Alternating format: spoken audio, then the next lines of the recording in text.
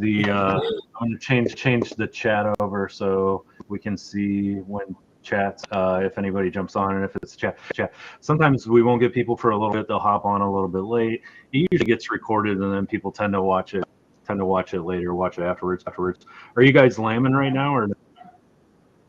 Yes, we are right in the middle of it. We've got about 35 or so on the ground, and I've got a group of about 6 more that I'm literally watching on my phone right now.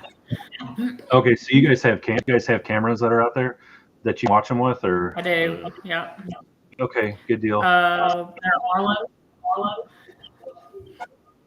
Okay, so the camera works through Wi-Fi, or is it through the cellular service, or how does it work? These are Wi-Fi, so we put a hotspot down at the barn, so they have their own dedicated Wi-Fi, and then it goes to like a hub, and I can just log into it anywhere.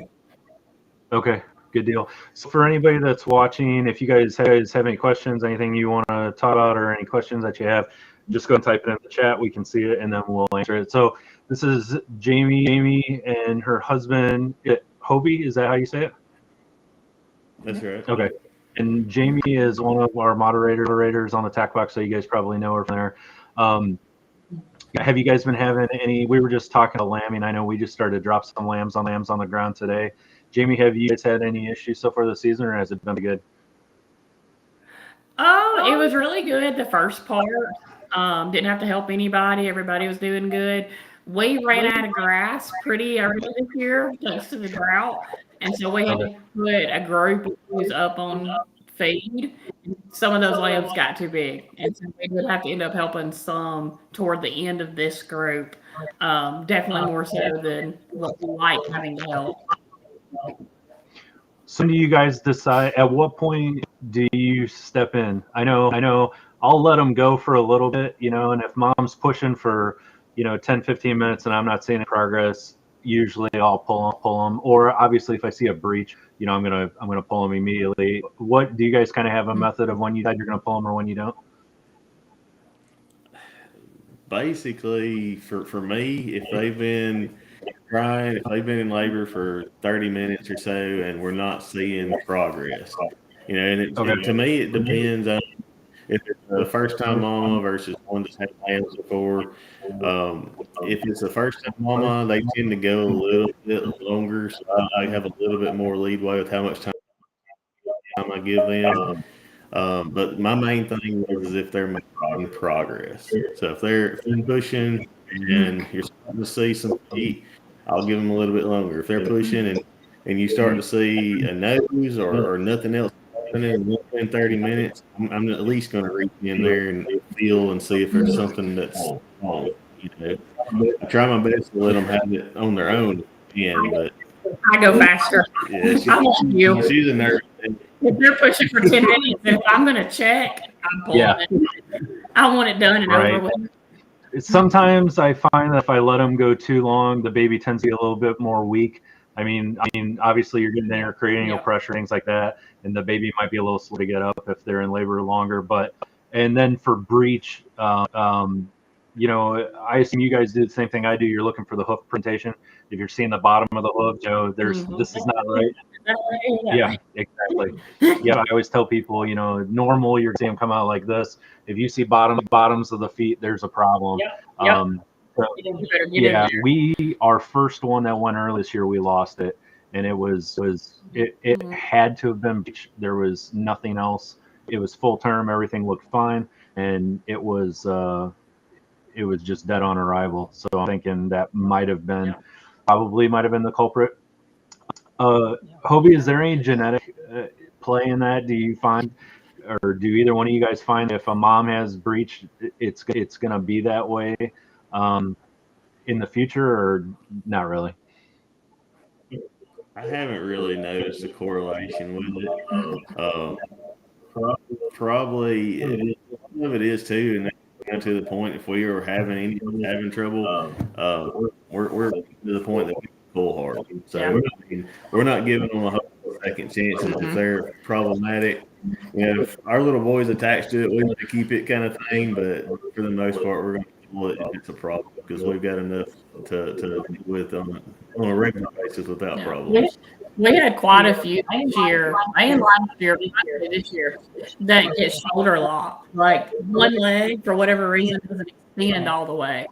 And I don't know if that's so much a function of they got them a little too big by feeding them, or maybe we do jump in too quick and they would straighten out on their own and be fine. But I definitely noticed the yearlings that had that problem when they were being born.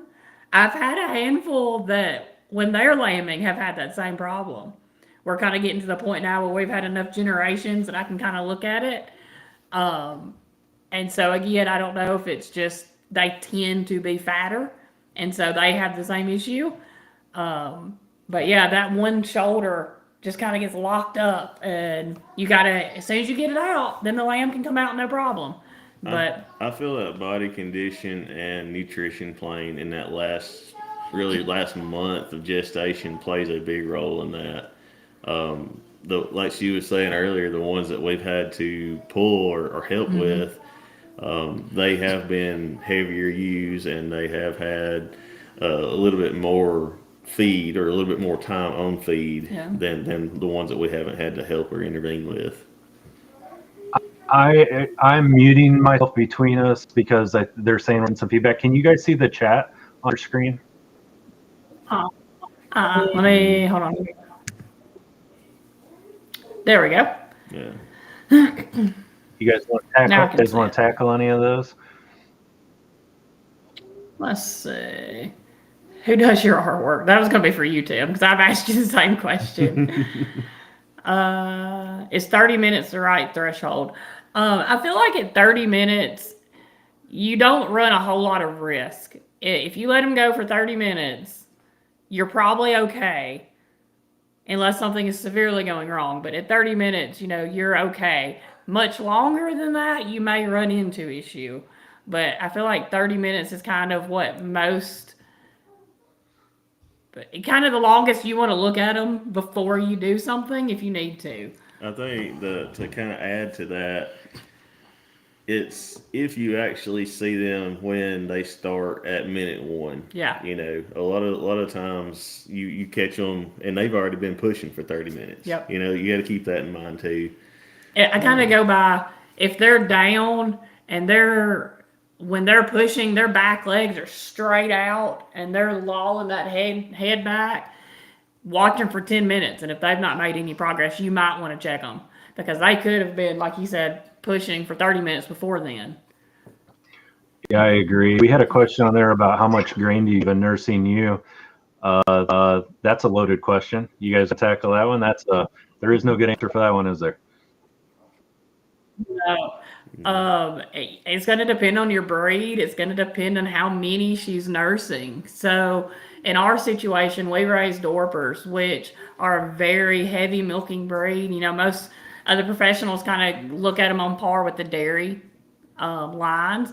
So we kind of have to feed to support that lactation. Anywhere we feed a 16% protein, 4% fat feed that a local feed mill makes for us. I would say on one nursing singles, somewhere in the 2 pounds a day range. If I've got one doing 2 big, strong ram lambs, they may be more in the 3 pounds a day range. And then on top of that, we feed alfalfa in the winter anyway. And so if, it's nothing on the ground for them to eat other than what I'm feeding them, 3 pounds a day would probably be where I'd need to be at. Now, if you've got one small ewe lamb, probably doesn't need quite as much. We feed to body condition kind of, so I'm looking at them, putting my hands on them. If they're getting too fat while they're nursing, I back them down. If the majority of them are starting to look like they're being drugged down a little bit, I'll add a little more, or add some extra corn or something along those lines. Do you run into issues with mature ewes and juveniles where you've got the big ones push little ones out, and do you have to deal with that? Do you deal with that by segregating, or how do you deal with that? We actually just had to pull out. We've got a set of 16-month, I think, ewe lambs or yearlings that both had twins. They had a ewe lamb and a ram lamb, and those are about 4 or 5 weeks old right now. We just segregated them out from our main flock because we noticed they were being pulled down a little bit, and they are a little more timid, I guess you'd say, at the feed bunk, and so they've kind of gotten pushed off a little bit. And so as soon as we notice if anything's starting to get pulled down beyond where we want them to be, we separate them out. The best thing you can do is just, look at them. Look at them every day if you can. Look at them several times throughout the course of a week. Put your hands on them. Get your hands on their back and see, especially on the wool breeds, you have to actually lay your hands on them. If they've dropped more than what you're comfortable with, you need to find a way to segregate them out, whether that's permanently or just at feeding time. I know we've got some friends that can't separate them completely. They'll move them to another small area, feed them, and then turn them back out. Now, I know when you've got 200, that's not really logical, but if you've got the opportunity and the ability to do it, that would be the way to go. The answer to the question of who does our artwork, it is me. So I don't know if that's a good. If you find it good or bad, I'm the one that does everything. I run the website and do everything. Do you guys breed in smaller groups, or do you breed to have everyone lamb at the same time? Both. So ideally, I do groups of about 10. So we have a main flock, and then we have a smaller AI group that we bring some outside genetics in on. That group usually is lambing separately from my main flock. Last year, I had about 30 lamb within a month of each other, and then I had the AI group outside of that same window. This year, I didn't plan it quite so well, and we had to run everybody together because, like we said, we're in a drought and kind of ran out of space and grass. And so I've kind of been lambing since November 15th, and I've still got about a quarter of my flock to go. They're just kind of all stretched out. It is not ideal. I will say, it is not ideal. I prefer that tighter season. If you can kind of tighten that up a little bit within really a 3-month window would be great, but we had some, like she said, outside circumstances this time, grass, and we just had to do what we had to do. But even when it comes to coop feeding, vaccinating, tail docking, castration, all those things, having groups together can make a big difference with just the labor and the timing that's involved, right? Right. Yeah. Absolutely. If you can work them all instead of having to work the group, 2, 3, 4 times, if you can work them all once or twice even, it helps tremendously. You don't have to have as much vaccine waste. You don't have the labor involved. You can wean as groups. I tend to find they do so much better if those weaning groups are closer, both in age but in size.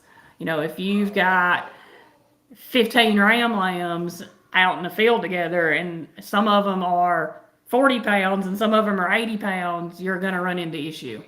Yeah, and some of these animals are the big more aggressive at nursing too. So sometimes if you wean just a portion, you'll get ones that are stealing, or God forbid, you've got them stealing colostrum off the moms that haven't even birthed yet.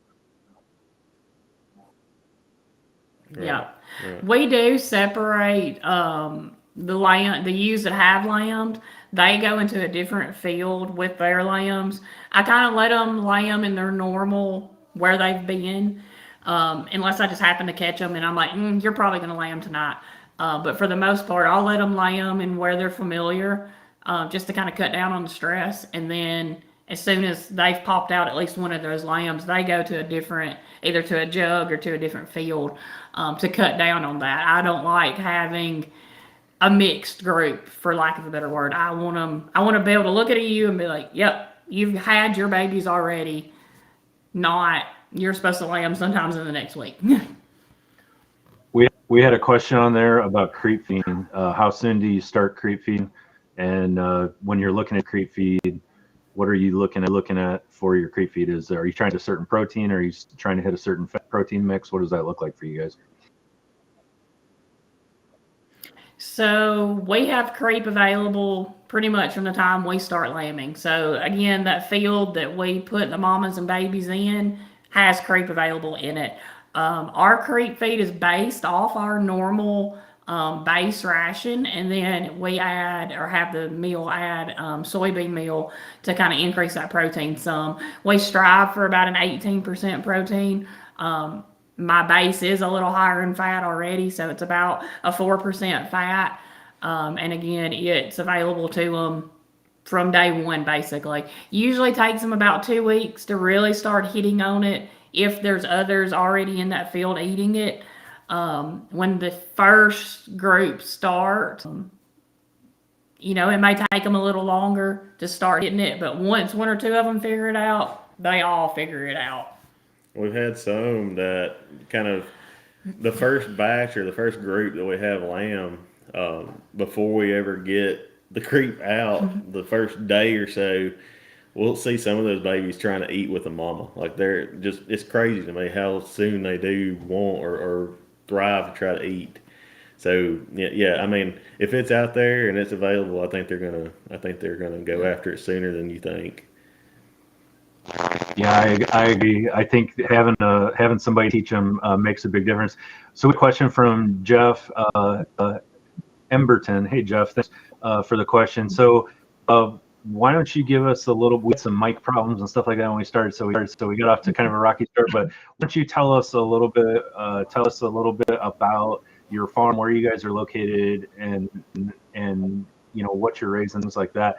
So for those of you that are dropping on, if you don't know, this is Jamie. You guys have seen Jamie, or you've heard Jamie a lot on the TAC box. So you're used to her. She's our main moderator on the TAC box. So yeah, guys, tell us a little bit about what you're doing and where you're at. Yeah, absolutely. So I'm Jamie. This is my husband, Hobie. We are Wilson White Dorpers. We are located about 2 hours south of Nashville, just over the Alabama line. So kind of an hour outside of Huntsville and 2 hours south of Nashville. We raise almost exclusively registered white Dorper. We have a kind of mixed flock of both purebred and full blood, depending on, if you know anything about Dorpers. They kind of have a split in the registry. We do mostly seed stock, so we do more toward the breed standard versus your club lamb style. We're more kind of production based. We have a 5-year-old who shows kind of some of the local shows, and then we do some state fairs and that kind of stuff. We mostly sell off the farm to individuals, and then we also have, the meat side. Dorpers are a strictly meat breed. They are a hair sheep. And so we sell, most of our ram lambs go toward that end. We do have quite a few breeders every year that go to, different farms. A lot of commercial breeders like the Dorpers over Katahdins or black bellies, just to kind of add that extra meat to those breeds.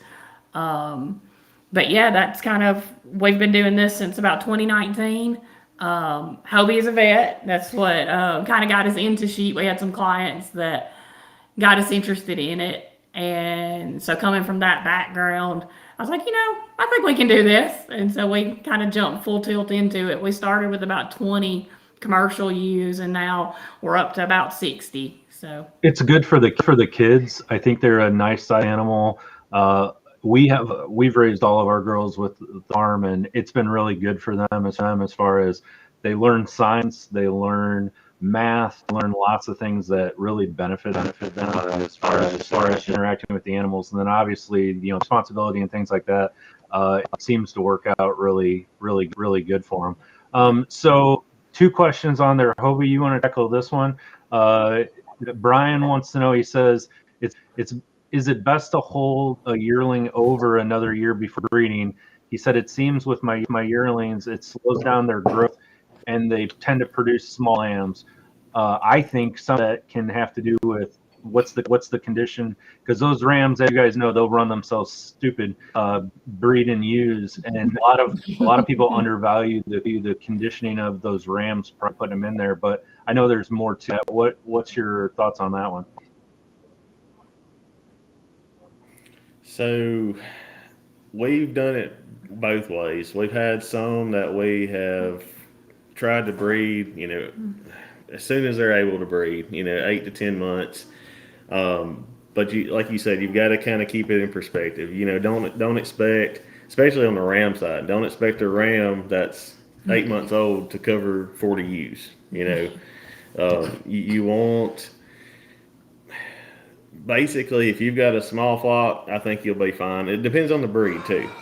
Like our breed, they seem to be really fertile. They seem to start being interested in breeding as early as 3 months. They'll be out there in the field trying to ride each other.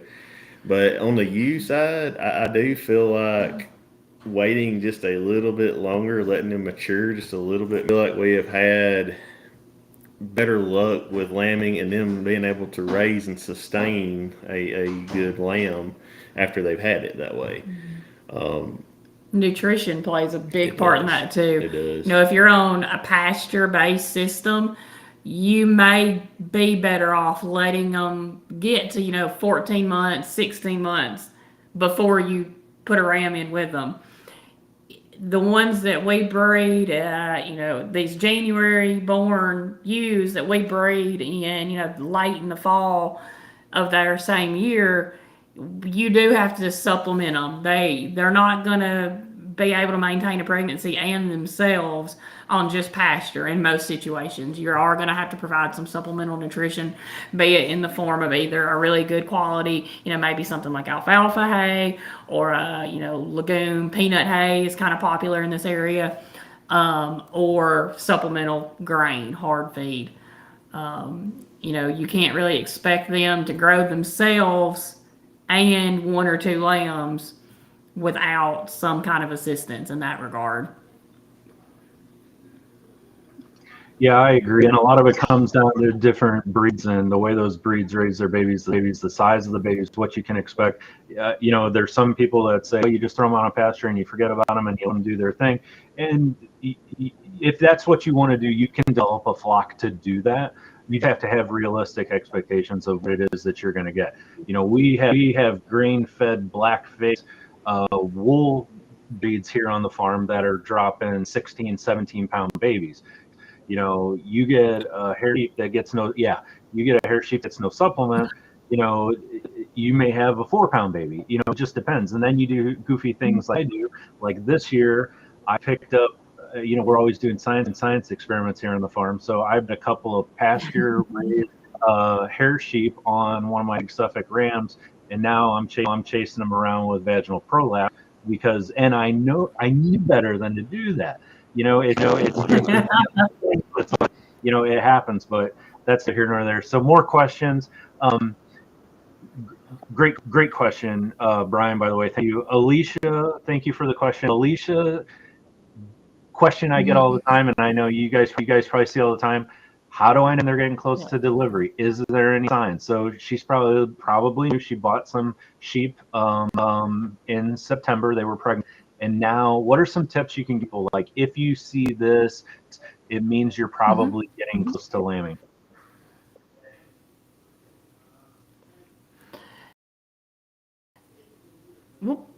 There we go. Sorry, you went away for a second.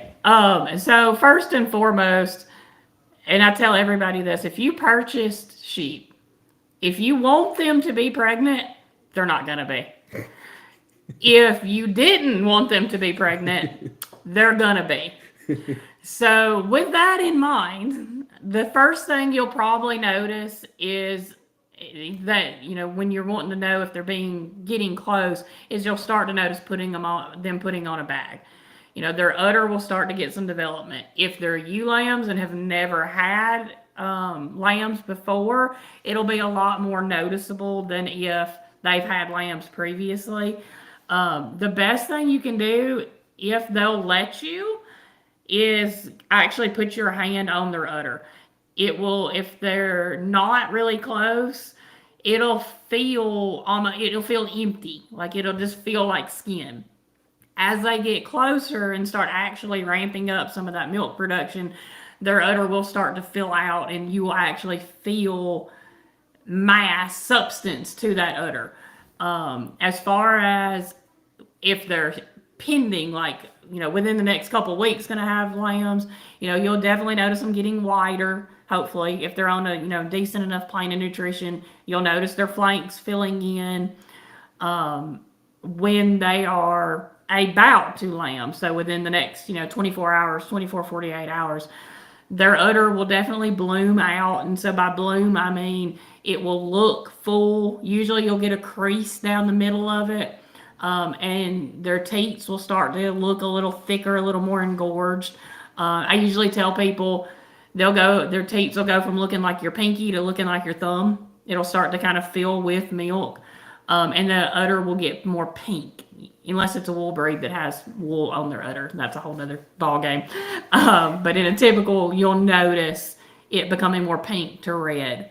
And then, 12 to 24 hours ahead of time, their vulva will start to get a little more pink and a little more puffy, and they'll hold their tail off of it just a little bit. And then, once you start seeing discharge or a water bag or, any, God forbid, feet, then you're right there. And their flank, they'll sink in a little bit in their flank. It'll kind of drop, If you can kind of, especially with the hair sheep, you can see their cover a little better. You'll see kind of they'll be like a barrel shape, and then all of a sudden they kind of look more like a pear. And then when they start to look like a pear, that baby's dropped and it's moving into position. And, I wish I could say that's 24 hours within time, but we've had some that's done that and gone a week, but at least you're close when that happens. They'll stop eating usually, or at least slow down. They won't be quite as aggressive at the feed bunk usually. We usually see them in about 24 hours, really. The night before or the morning of when we feed, they're just not really interested. They may come up and sniff at the feed and maybe take a couple mouthfuls, and then they'll back up and kind of look around, look mad at the world, like they don't want to be here anymore. Especially with these Dorpers, because they are chow hounds. Yes. They will eat when they are literally being eaten. They like food that much. So if they're not eating, something's about to happen. They're close. Do you guys get? And then also go ahead. Ours, and this may be a Dorper thing, I'm not sure. Ours will, for the most part, separate themselves completely. They will go somewhere away from everybody. They'll go around the side of the barn to another side, or off down into the trees. The Dorpers that we have and that friends have are notorious for taking off to the back 40 all by themselves and going to have their lambs back there. And then you have to go hunt them down. So, if you have the available space or the option to kind of bring them up in an area where they can't get away from you necessarily, if you do need to help them, it will help a lot. I know that's not always an option, but if you can catch one before they start taking off down the hill, it'll help you in the long run. I notice ours will start nesting. They'll start pawing at the ground when they're getting really close labor. Do you guys notice that as well? It depends on where they're at. Yeah. If they are up in the barn or in a bedded area, yes. But out in the field, the Dorpers at least don't tend to. They tend to move around a lot. Even once they have one lamb, if they're having multiples, they'll have one, get that lamb up, and they may move 50 feet down the field to go lay down and have their other. They don't tend to nest quite as much as my experience has been with other breeds, from what I've heard anyway. They're more, I guess that probably plays back to where they were developed in South Africa, out on the big open range. They kind of move a little bit to try to, I guess, probably get rid of some of that smell and some of that danger. And so again, if you can get them at least into a confined area, it may help you out a lot. Yeah, I agree. We'll notice nesting a lot more with the wool breeds than we do with the hair breeds. We'll also notice nesting a lot depending on where they're at. If they have straw bedding that's down, they're going to nest a little more. But far and away, the wool breeds tend to nest more than the hair sheep do. And again, that kind of goes off of what she said. She said you can kind of go there mentally and say, your wool breed would generally be lambing in dead grass more than likely in a pasture situation, as opposed to dry, more dirt or caliche, something like that. So that makes.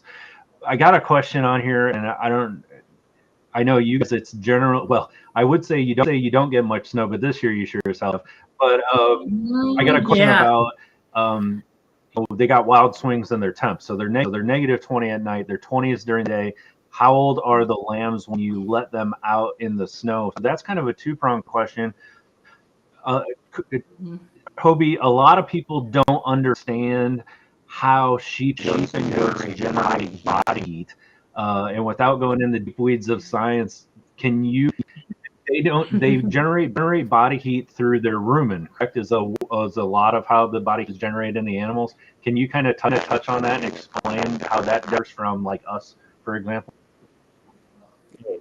Oh yeah. So with adult sheep, that they have a functioning rumen, so most of their heat is help being generated by the bugs that's in that rumen that helps to digest their food. So they put off a lot more heat internally because of that. Lambs are a little bit more tricky because they don't have a functioning rumen when they are first born. They nurse off of mama, and then the more roughage, the more stuff they eat, the older they get, they start to develop that rumen, and that's a whole nother topic on its own. But you got to be a little bit more careful with them. I feel like if they are able to keep their body temp up and they are nursing the mama and they are wagging their tail, jumping around, and they seem to be, thriving, for lack of a better term, they're probably okay to turn out. We don't put them out, especially this year when we had the snow. We don't put them out when it's the first day. We usually keep them up at least 24 hours, make sure they are actually nursing and they know who mama is and where to go to get that warmth and that milk. We've had a couple that were just kind of, they wasn't really thriving as well, and we've kept them up to sometimes 3 days in the jugs. For the most part, though, as mild as our temperatures are, 24 hours is plenty for us. I've never seen negative 20 in my life. No. I'm sorry. I can't help you with that one. I would probably die. Yeah, it's an issue up here. And kind of going off of what Hobie was saying, and the other thing to keep in mind is a lot of people, and I'm not a fan of it, but it's neither here nor there. We'll address it. The people that are getting bottle lambs and bottle goat kids, you need to treat them differently than you would treat a baby that's on mom. As Hobie was saying, they're getting some of that. They're drinking mom's milk. They're getting some heat from mom. If you notice a regular baby that's on mom, they're nursing. They're getting little snacks all day long. Where if you're dealing with a bottle lamb and they're only getting that warm bottle twice a day, in my experience, they're gonna have a whole lot more difficult time regulating their body heat. They don't have an adult to cuddle up with, for one. They're not getting frequent feedings, for another. They're generally going to be more stressed. So you need to be really cautious with that. Now, the wool breeds, a lot of our wool breeds, they can drop them in the snow and they seem to do a little bit again with that breed. I think the wool tends to repel a little bit of that moisture a little bit when the hair does as well. But again, we're kind of like you guys. Part of raising sheep and goats, and part of the fun of raising sheep and goats, is going out there every day, laying eyes on them, keeping up with what's going on with them. And you'll notice if you see those babies hunched up, if they're hunching up, generally speaking, they're trying to conserve body heat, and that's kind of a sign that we may need to do some things here to keep them warm than they are.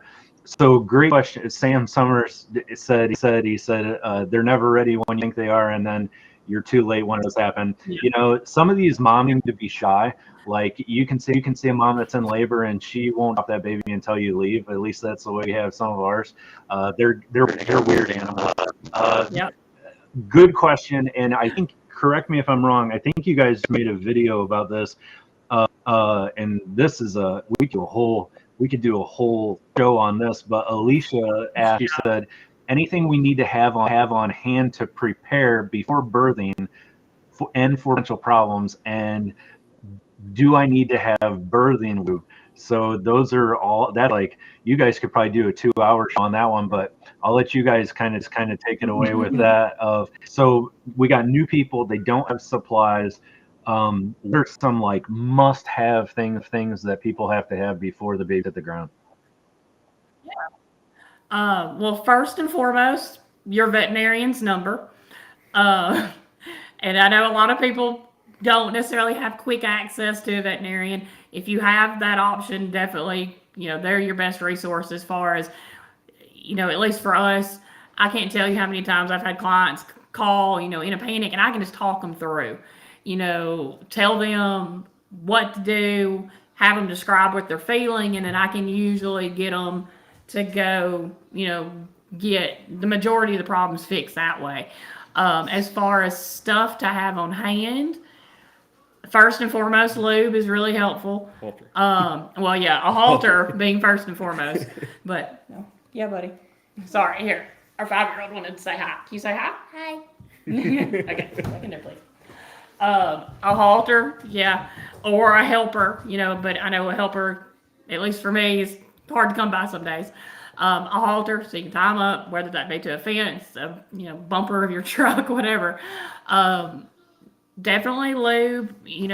There's preferences around that. Some people like the big style with the pump. I've really liked J Jelly lately. It's thicker, especially if you're lambing when it's warmer. It stays where you put it a little better. Some kind of either baling twine or rope, like a thin piece of like paracord.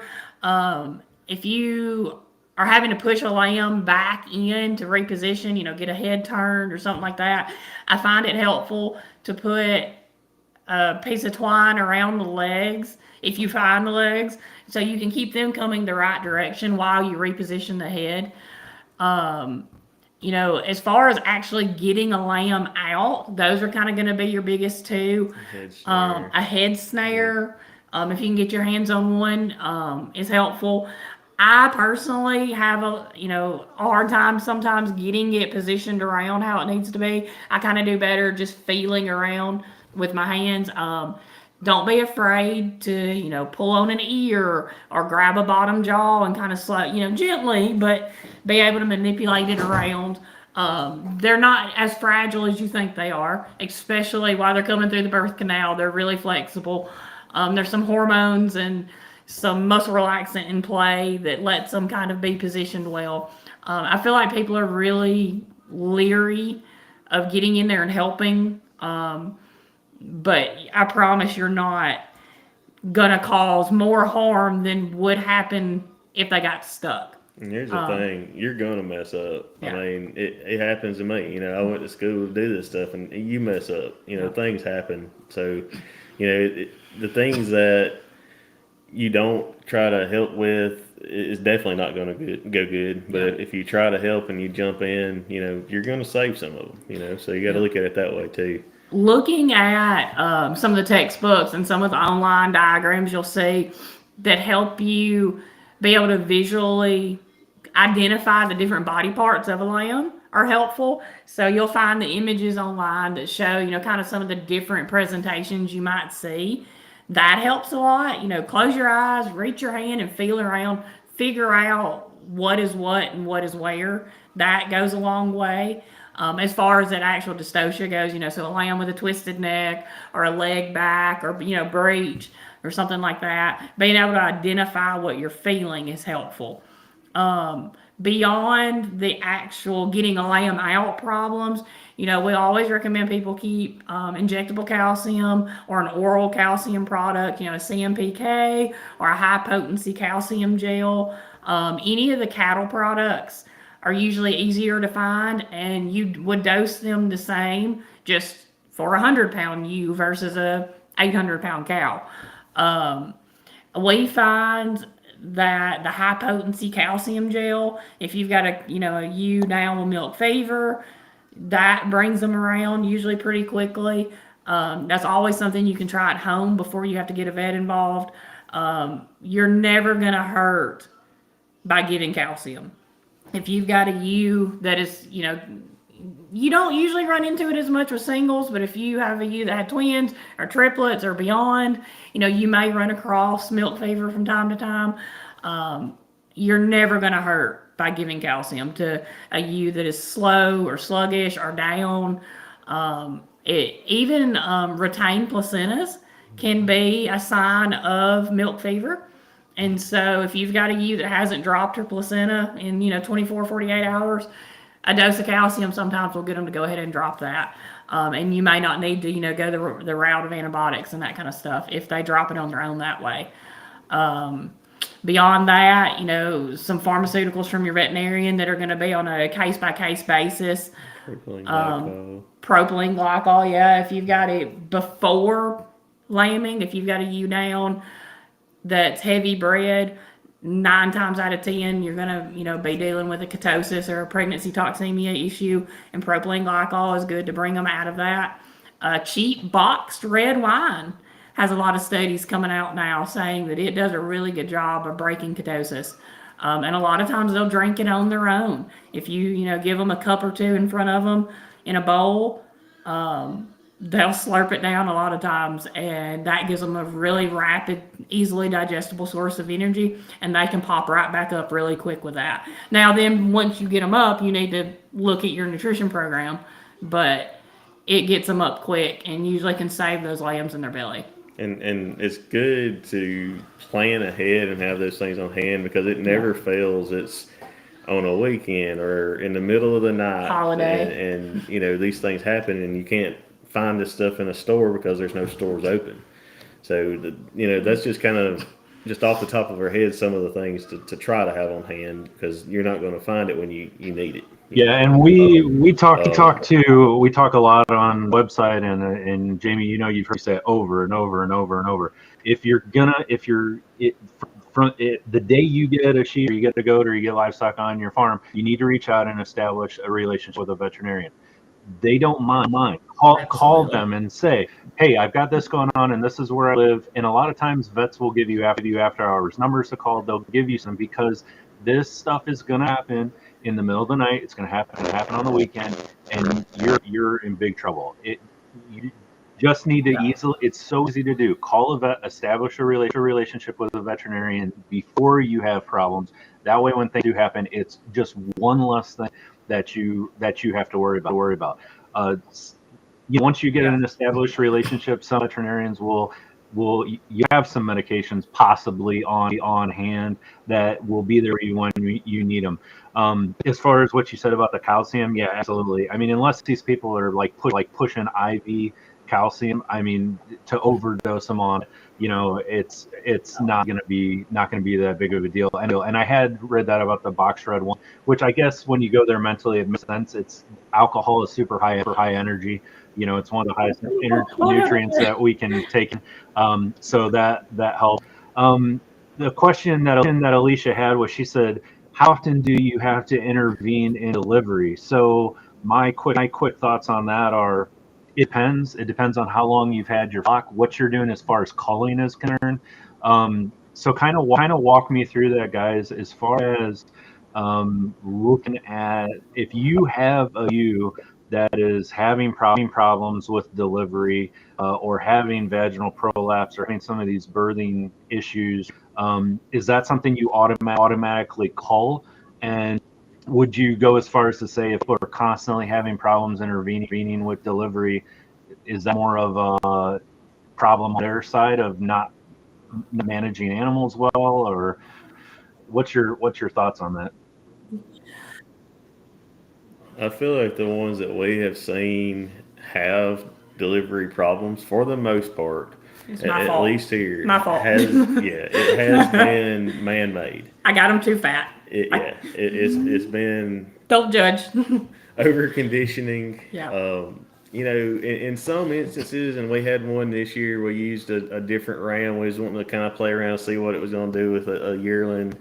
And those babies were a little big, but that Huge. was a really big ram. And He was 14.9 when he was born in the middle of an ice storm.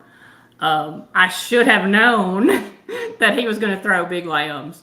And then that coupled with having to feed all the grain that we had to this year, I should have in the back of my head known that there were going to be issues. But for the most part, don't be hasty. Don't be rash about your culling decisions until you know, is this a you problem? A you as in the sheep out in the field problem, or a you problem? Because you may think, oh, that ewe's had problems, I'm going to cull her, and then 6-7 ewes down the line realize that might not have been actually her problem. I definitely don't cull ewes before they've weaned their lambs, and that being another benefit of grouping kind of tightly, you'll know quickly if you're the one that screwed something up. And if it's not the ewes problem. I think of the about 35 that we've lambed out so far since about November, we've had to help 3. One of those being a set of twins that were too big for the ewe, and then one of them being, it probably would have been fine on its own, but a really big ram lamb that was kind of shoulder locked. And then a set of triplets that were tangled up in a first-time ewe lamb mama. So I don't hold it against the ewe lamb that had triplets. I wasn't expecting her to have triplets. And then the one that I got too fat, that was my bad. Her name is Potato for a reason. And then the one in the middle, she probably could have had it on her own without us having to intervene. So of all 3 of those, none of those are the ewe's fault really, and so I wouldn't consider culling those. Unless, obviously, if a ewe's having trouble, you have to help, and there's damage done, either the ewe, tears significantly, or you think something has gone wrong, they prolapse after.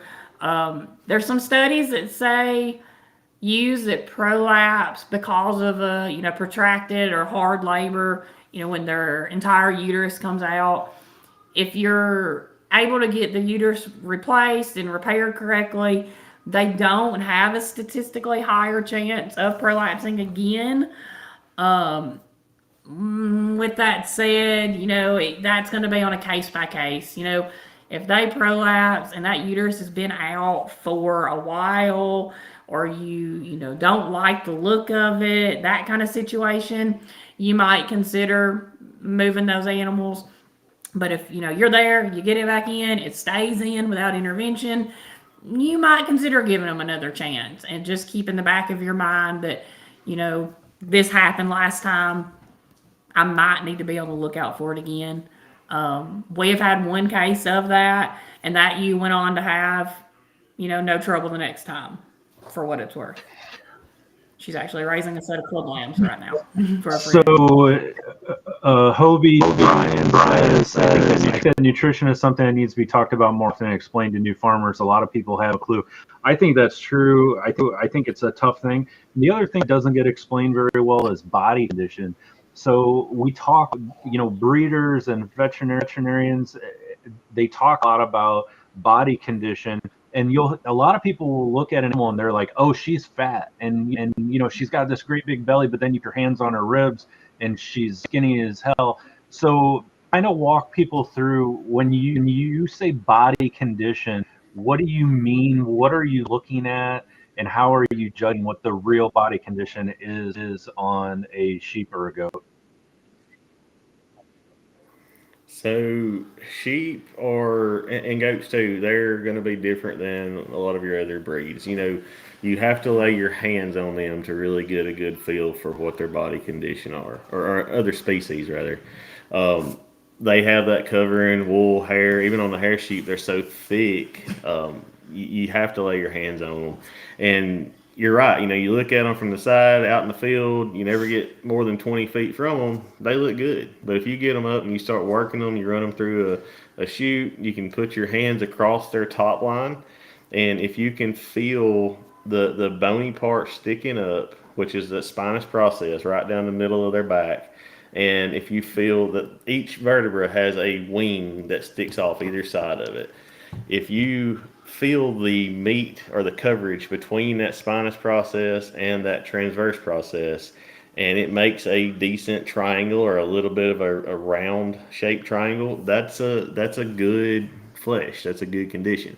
If you start feeling every turn in that triangle, if you feel an L, then that's a thin animal. It's going to be a low, like a 1 or even a 2. And then if you can't feel the bony processes at all, and it's just rounded like our sheet potato, it's over conditioned. It's really well fleshed, and there's all kinds of charts and diagrams, that you can. I don't know if you can see it. There you go. Yeah, that shows you kind of that amount of muscle coverage, but in the grand scheme, you don't want to feel too much bone between those processes, and you don't want to feel no bone. You want somewhere a happy medium between. And for us, going into breeding season, they do a little bit better to not be as fat and as heavy as they are when they are actually lambing and going into time to have lambs. You can flush them better if they're if not underweight, but if they're, a 2.5, maybe a 3. If you do want to implement a flush program, it's going to work a whole lot better than if they're already at a heavy 3 or even a 4. God forbid, you're not going to get any benefit out of that flushing, and you're also going to run into issues.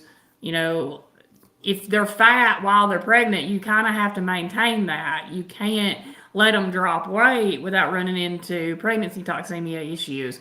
And so if they're already overweight, at 2, 3, 4 months bred, you're going to really struggle to keep all that weight on them, at least until they lamb.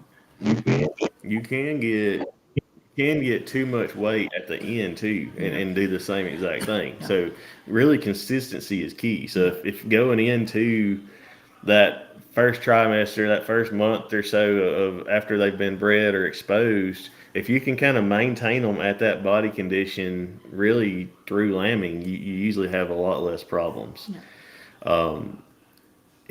I say it all the time, even on other species and other things, change is not good on animals. Animals are creatures of habit, and anything you change, anything that's different in their environment, anything that we do that's different to them, you stand the risk of throwing things off and messing them up.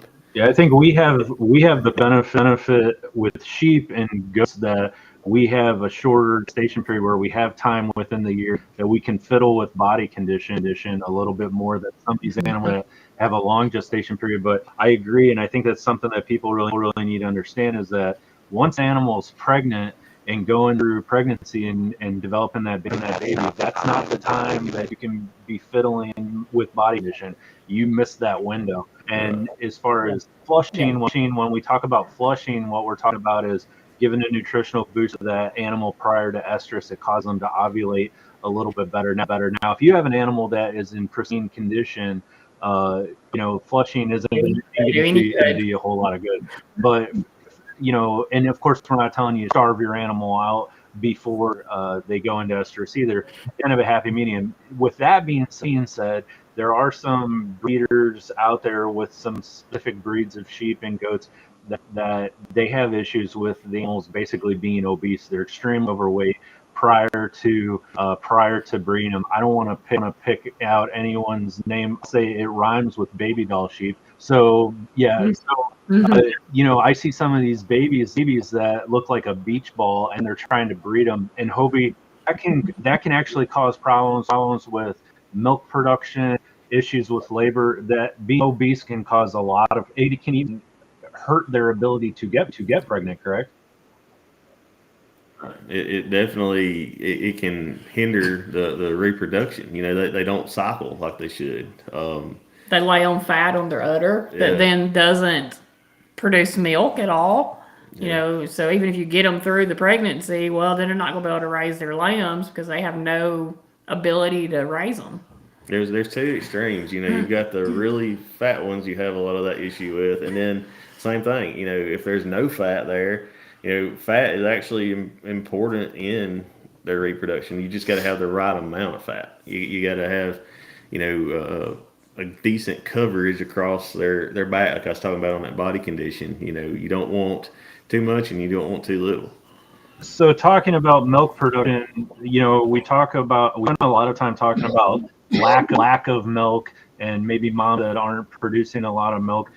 Talk to me about there's a thing called hard bag, to where a bag on a, when I'm saying a bag, I'm saying the bag the milk is in. You can run into issues. You have hard bag. You can also run into mastitis, and I know those are two big heavy duty texts, but can you give folks like a 30,000 foot view of what is hard bag, what does that entail, and what's the difference between hard bag and mastitis?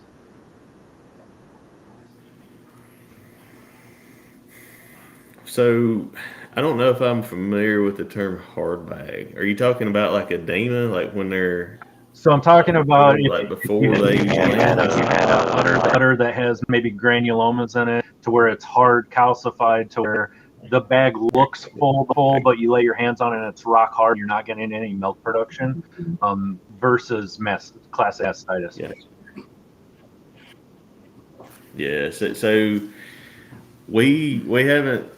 We'll see some occasionally on calls where you'll have one that has had mastitis before, and it will actually damage part of that udder, and it shrivels up, dries up, and it gets to where it is scarred in, and it will never produce milk again. It doesn't make milk.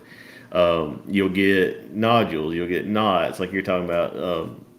And all of those things are essentially a trauma or a disease to that bag. It's not something that is usually Fixable. treatable. Yeah. Right. Mastitis, on the other hand, it is usually it's painful to them. It's hot when you touch that udder. It's firm, but I wouldn't necessarily call it nodular or hard. Think of it kind of like touching a golf ball versus a orange. You know, you got a little bit of fleshiness, a little bit of give to it still, and that orange, that kind of feel would still fall under the mastitis category more so for me.